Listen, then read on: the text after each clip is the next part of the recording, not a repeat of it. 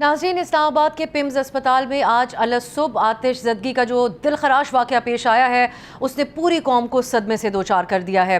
लोग इस वक्त शदीद गम व गुस्से का शिकार हैं और इस सरकारी गफलत पर आवाम के सब्र का पैमाना इस वक्त लबरेज हो चुका है। आज सुबह 6:38 पर इस्लामाबाद के सबसे बड़े सरकारी अस्पताल पिम्स के चिल्ड्रन नर्सरी वार्ड के एयर कंडीशन यूनिट में आग लगी, जिसकी जद में आकर वार्ड में मौजूद 15 में से 14 नौमौलूद बच्चे मौके पर ही झुलसकर जाँ बहक हो गए। इसके बाद पिम्स अस्पताल की इंतजामी नाअहली की एक ऐसी दास्तान खुली है जो कि एक इस वक्त पूरे मुल्क में एक बहस इसके हवाले से छिड़ी हुई है।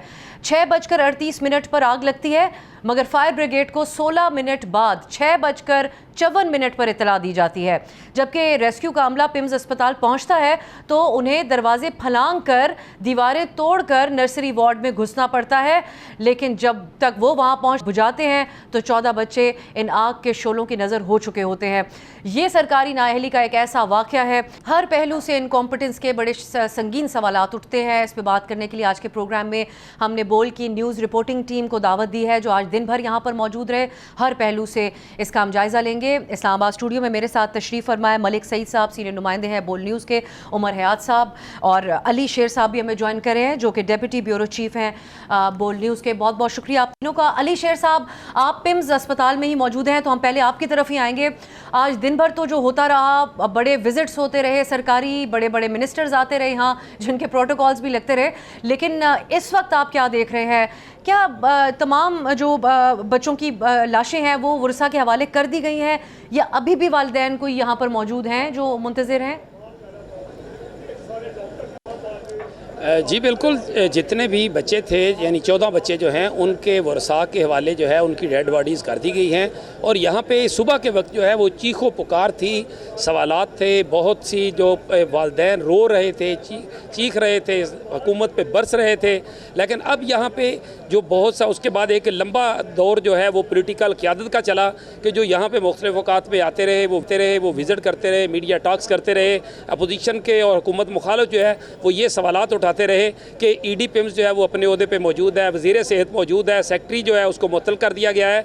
तो ये क्या है? इस पे हुकूमत की इनकॉम्पिटेंस है, इसके ऊपर जो है वो क्यों एक्शन नहीं लिया गया? और फिर अब यहाँ पे सवालात ही सवालात हैं। सुबह में चीखो पुकार थी और इस वक्त जो है वो सवालात ही सवालात हैं।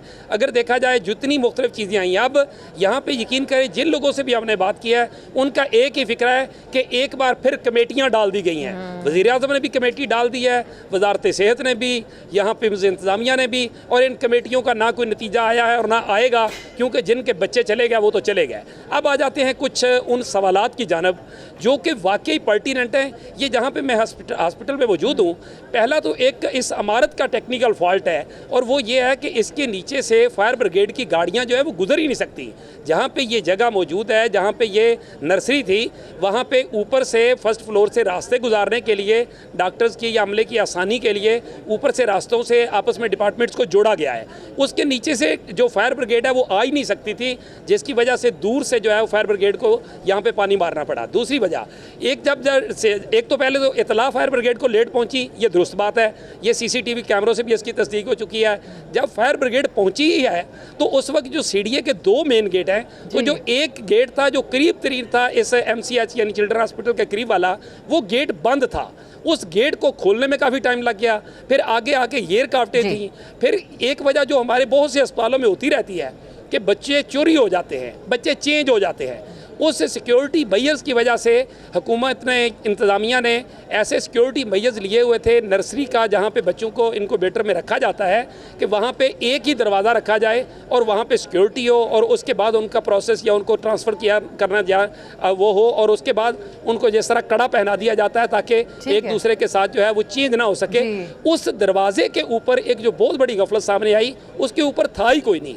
जो सिक्योरिटी गार्ड कोई होता, ये जो शीशे टूटे हुए आपको फुटेज में नजर आ रहे हैं, मैंने खुद अपनी आंखों से देखा है कि उसके साथ जो दरवाजा है, अगर वो दरवाजा खुल जाता तो ये चीज तोड़ने की भी जरूरत पेश ना आती। अच्छा अलीशेर, एक बात बताइए, जो आपने देखा क्या वो दरवाजा, उस दरवाजे को बाहर से ताला लगा हुआ है या वो परमानेंटली क्लोज जो लिखा हुआ है, उससे क्या मुराद है? ये एग्जिट गेट की बात हो रही है या जो मेन दरवाजा था हादसे के मौके पर जिस वक्त ये वाकया सानिया पेश आया उस वक्त वो बाहर से लॉक था, ये उसकी बात हो रही है जो एक ही एक्सेस थी उसकी? नहीं, जो जो फर्स्ट फ्लोर पे मौजूद गेट है ना, जो नर्सरी को जाता है और आगे नर्सरी जो है वो एक तंग सी गली के अंदर बनाई गई है, उसके वो दरवाज़ा जो है उसके ऊपर उसको वो परमानेंटली एक साइड जो है परमानेंटली क्लोज की गई है, और दूसरी साइड जो है जिसको अगर कभी बच्चे को कोई प्रॉब्लम हो जाता है तो उसको आईसीयू में ले जाना पड़ता है। तो ये तकरीबन 25-30 फुट का एक फासला है उसके दरमियान में, वो वहाँ से लेके वो दरवाज़ा खुलता है और वहाँ से बच्चे को वहाँ ले जाया मुंतकिल किया जाता है। ठीक है, चले मैं अब इस पे मलिक सईद साहब, इसको हम एक कौमी सानिया कहेंगे और इसको इंसानी गफलत कहेंगे, इसको कोई हादसा तो नहीं कहा जा सकता। आपने क्या कुछ देखा? और ये जो बात है जो सबसे ज़्यादा इस वक्त सवालिया निशान है कि ये हमें समझाइए कि लॉक दरवाज़ा कहाँ से था जिसकी वजह से फौरी तौर पे बाहर नहीं निकाला जा सकता। सबसे पहले तो मेन दरवाज़ा जो जहाँ से गाड़ियों ने एंटर होना था और जो बिल्कुल सामने था वो दरवाज़ा बंद था। वो रात को 8 बजे से सुबह 8 बजे तक दरवाज़ा बंद था। मरकजी पहला गेट वो है जिसकी वजह से जो गाड़ियाँ हैं फायर ब्रिगेड की वो ताख़ीर से पहुँची। दूसरा वो दरवाज़ा है जो वार्ड का दरवाज़ा, और इसके साथ साथ जो एमरजेंसी एग्जिट के दरवाजे थे उन पे संगलियाँ चढ़ा के वो ताले लगाए गए थे। वो दरवाजे होते हैं कि इन केस ऑफ एमरजेंसी, अगर एमरजेंसी होती है तो आप वहाँ से फौरी तौर पर निकाल सकते हैं। लेकिन पिम्स अस्पताल में जितने भी एमरजेंसी के एग्जिट हैं, जितने भी गेट हैं, वो सारे बंद किए गए हैं। सिक्योरिटी वजूहत बताई गई, लेकिन सिक्योरिटी की वजह तो समझ नहीं आती। जब आपको एमरजेंसी में निकलना है, जैसे ये हादसा हुआ, अगर वो गेट खुला होता तो शायद ज़्यादा लोगों को बच्चों को बचाया जा सका। जिस वक्त मलिक साहब आग लगी उस वक्त क्या वहाँ पर कोई भी मौजूद अंदर नहीं था, और बाहर से जो मेन एक्सेस है उस बच्चों के वार्ड की, उसको बाहर से लॉक करके जो भी केयर टेकर वहाँ पे था वो गया हुआ था अस्पताल का अमला? देखिए, जो मेन नर्सरी थी, इंक्यूबेटर वहाँ पे लगे होते हैं, बच्चे जो हैं वो मशीनों पे लगे होते हैं, ऑक्सीजन समेत सारी उनको वहाँ पे मिल रही होती हैं। जब ज़रूरत होती है तो वालिदैन को अंदर जाने दिया जाता है, जब कोई बच्चे का होता है तो डॉक्टर अंदर चले जाते हैं।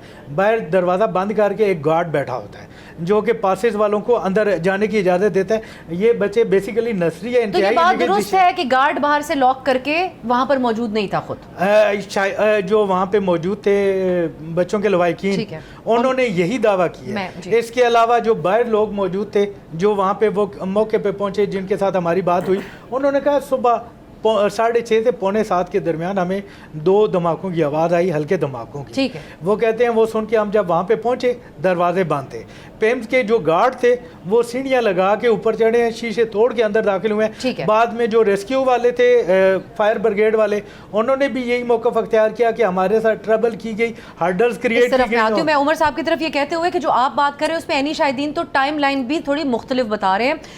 उमर साहब, ये आज जो एग्जीक्यूटिव डायरेक्टर है पिम्स के, जब उन्होंने बात की, क्योंकि ये सबसे बड़ा सवालिया निशान था कि वार्ड का दरवाज़ा बाहर से क्यों बंद था, वहाँ पे जो बुनियादी गफलत हुई, सो ये कहा गया कि बच्चे चोरी होने के वाक़यात पेश आए थे, तो ये एक मैकेनिज्म, इस पर आपको कुछ वहाँ पे क्या इत्तलात मिली? सेकेंडली, ज़िम्मेदार कौन था? वो सेक्रेटरी हेल्थ जिनको आज वज़ीर आज़म साहब ने मुअत्तल किया, ये आर्जी मुअत्तली है, या फिर ये पिम्स के जो नुमाइंदे एग्जीक्यूटिव डायरेक्टर, उनके हवाले से भी सवाल उठाया जा रहा है, या आपकी नज़र में खुद वफाकी वज़ीर सेहत मुस्तफ़ा कमाल साहब पे पूरी जिम्मेदारी आती है?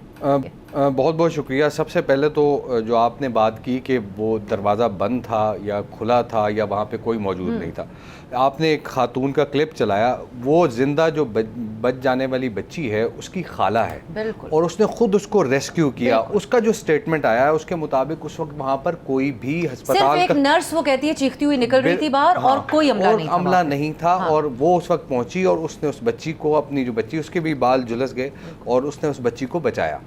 अब मामला ये है कि अगर अंदर कोई नहीं, क्योंकि जाहिर है वो एक नर्सरी है, इंक्यूबेटर्स लगे हुए हैं, तो अंदर कोई नहीं जा सकता, तो बाहर ड्यूटी पे मौजूद किसी शख्स को होना चाहिए था। फिर हमने एक और ख़बर दी आज, और वो ये थी कि ये कोई किसी किस्म का कोई शॉर्ट सर्किट, जो एसी वाला शॉर्ट सर्किट है, ये नहीं हुआ, बल्कि ये डायरेक्ट इंक्यूबेटर्स को इसने जो है, सबसे पहले इंक्यूबेटर्स में शॉर्ट सर्किट हुआ और एक इंक्यूबेटर में ये चीज़ हुई, और उसके बाद जो सारे इंक्यूबेटर्स उसके साथ लिंक थे, और वहाँ पर ये मामला जो है, जिसकी वजह से ये आग एक तो जल्दी फैली भी, और दूसरा इसने जो है वो तमाम बच्चों को मुतासिर किया। अब जो बच्ची बच गई है, हमें ये बताया गया कि उस बच्ची के इंक्यूबेटर में वो शॉर्ट सर्किट हुई थी। जी, मौजज़ाना तौर पे तो बच्ची को, जिस बच्ची को उसकी खाला ने बचा लिया, खाला ने बचा, दरवाजे के साथ ही थी, दरवाजे के साथ थी, और उसकी खाला गई और उसने उसको पकड़ के उसको निकाल दिया।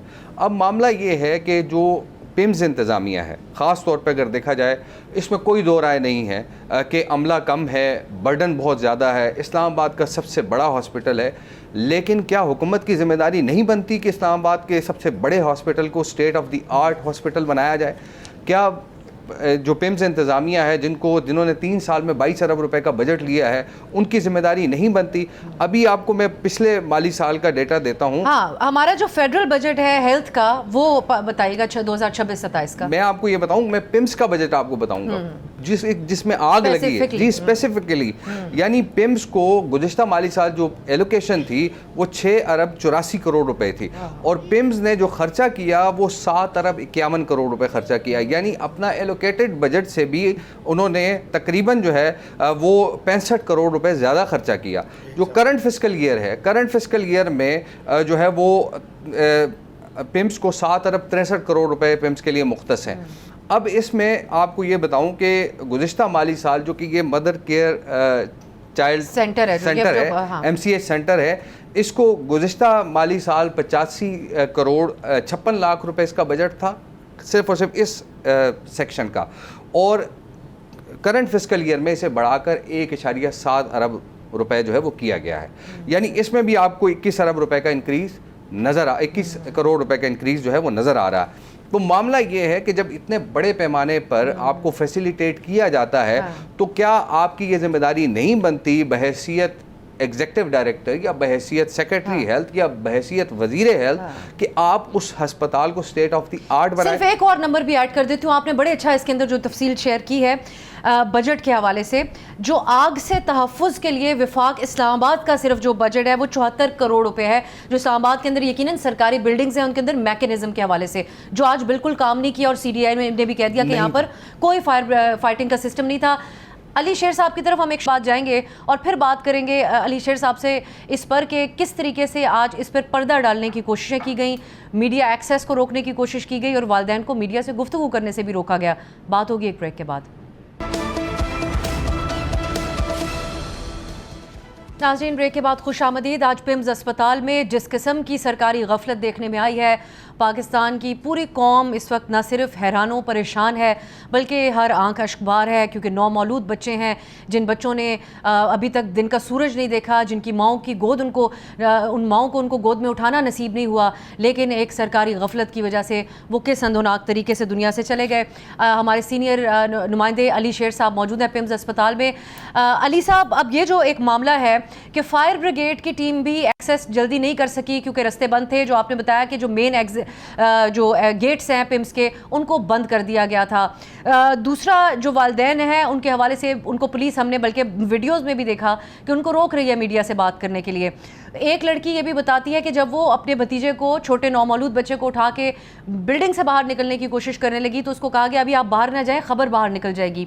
ये क्या चाह रहे थे पिम्स अस्पताल वाले कि उनको लग रहा था कि ये खबर वो छुपा लेंगे? इतना बड़ा एक कौमी सानिया, इतनी ज़्यादा जानों का ज़िया और वो भी मासूम 9 मौलूद बच्चों की। देखिए, जब भी कोई इस तरह का वाक़या होता है तो हुकूमत कोई भी हो उसकी कोशिश यही होती है कि उसके हवाले से जो भी वाक़या हुआ है उसकी खबर बाहर ना निकले। ये कोई पहला काम नहीं है कि जो यहाँ पे पिम्स की इंतज़ामिया ने किया है। सब हुकूमतें जब भी कोई वाक़या होता है वो यही हरकत करती हैं और यही तरीक़ाकार करती हैं अपनी नेगलिजेंस छुपाने के लिए। मैं यहाँ पर मौजूद हूँ, उस वक्त से लेके मुख्तलिफ सवालात को कुरीदने की कोशिश किया है। आप मानेंगे कि इस हॉस्पिटल के पिम्स के डॉक्टर जावेद इकराम जो थे, जब वो ED थे तो उस वक्त एक मरतबा जो है वो रिहर्सल हुई थी कि अगर किसी डिपार्टमेंट में आग लग जाए तो उसके बाद हमें क्या करना है। उसके बाद 8-9 साल से कोई ये रिहर्सल नहीं हुई। यहाँ पे जो फायर के जो आग बुझाने के आलात हैं उनकी कमी तो थी। फ़र्ज़ करें वो यूज़ हुए भी हैं, 15 हुए यूज़, लेकिन किसी को वो चलाना भी नहीं आता था। आजकल तो प्राइवेट कंपनीज़ में यहाँ तक कि कुछ बाल्स आ चुके हैं, एक प्लास्टिक बाल टाइप होती हैं कि जब इसके हीट जो है वो एक मखसूस उससे बढ़ती है टेम्परेचर से तो उसके बाद वो फट जाती है। ये कंप्यूटर्स वगैरह के भी नीचे भी लगाई जाती है, लेकिन ये यहाँ पर नहीं था ऐसा कुछ भी। फिर इसके साथ ही साथ अगर बात की जाए कि यहाँ इन्होंने जिस तरह से छुपाने की कोशिश की तो ज़ाहिर है इसमें तो कोई दूसरी राय नहीं है कि इसको छुपाने की कोशिश की गई। फिर कुछ चीज़ें जो है ना वो बड़ी अजीब सामने आ रही हैं। ये वाक़या कैसे हुआ? जिन लोगों ने अब तक CCTV फुटेज देखी है उनका ये कहना है कि जो AC लगा हुआ था उसके ऊपर से जो है वो तेज़ एक आग का शोला टाइप जो है वो नीचे इनक्यूबेटर जो था उसके ऊपर गिरा। तो चूंकि उसमें मेडिकल गैसेज होती हैं तो मेडिकल गैसेज ने तेज़ी से उसको आग पकड़ा और उसकी ये जो 2 धमाकों की बात कर रहे थे ना मलिक सईद साहब और बाकी दोस्त भी जो सामने आ रही है वो उसी से, क्योंकि ये जो 14 इनक्यूबेटर थे और उसके साथ जो एक 15वां जो बच गया तो वहाँ पे उसकी जो गैस के 2 पाइप गुजर रहे होते हैं ऑक्सीजन के। जो ही ऑक्सीजन को वो आग जो है उसने पकड़ा तो पूरी जो है वो धमाके से फटी।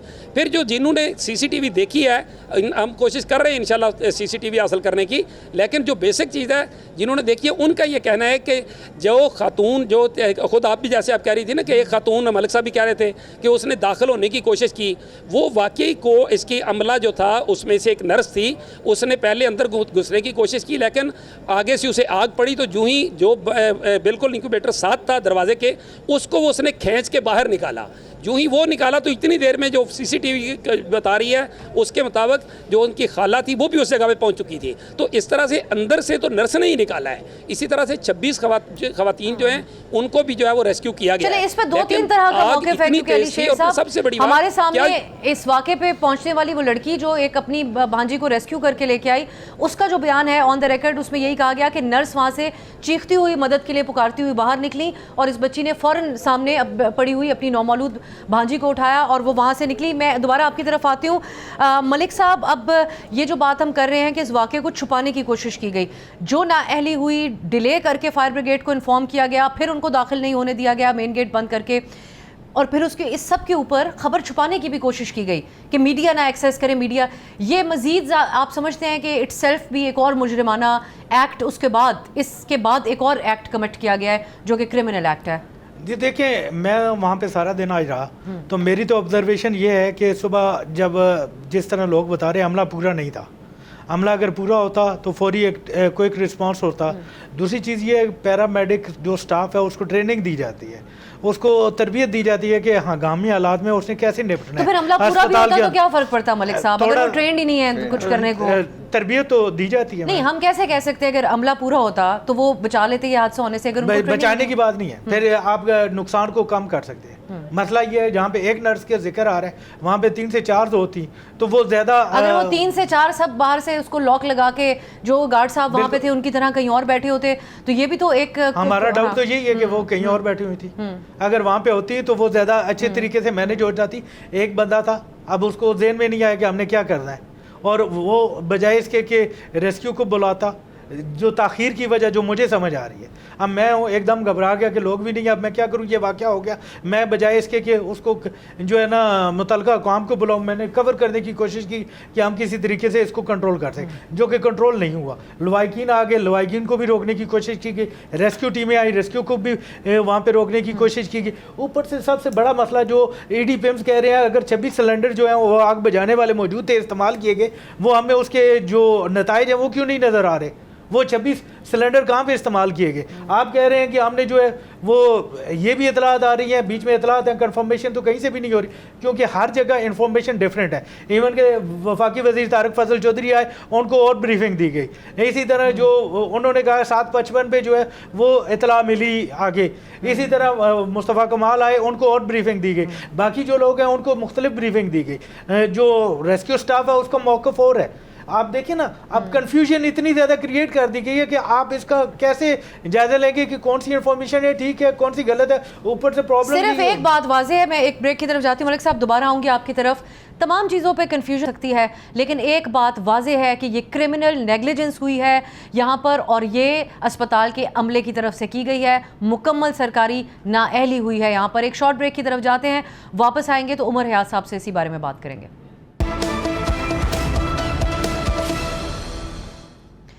ब्रेक के बाद नाजरीन आपको एक बार फिर से प्रोग्राम में खुशामदीद कहते हैं। जो सानेहा पेश आया है इस्लामाबाद के पिम्स अस्पताल में, उसने सबको हैरान करके रख दिया क्योंकि ये वफाकी दारुल हुकूमत का सबसे बड़ा सरकारी अस्पताल है। पूरे मुल्क में इस अस्पताल को जाना जाता है लेकिन वहाँ पर क्या हालात हैं आज उसने सबको, आज पूरे पाकिस्तान ने उसको देख लिया है कि किस तरीके से 14 नौमौलूद बच्चों की लाशें उनके घरों में गई हैं आज।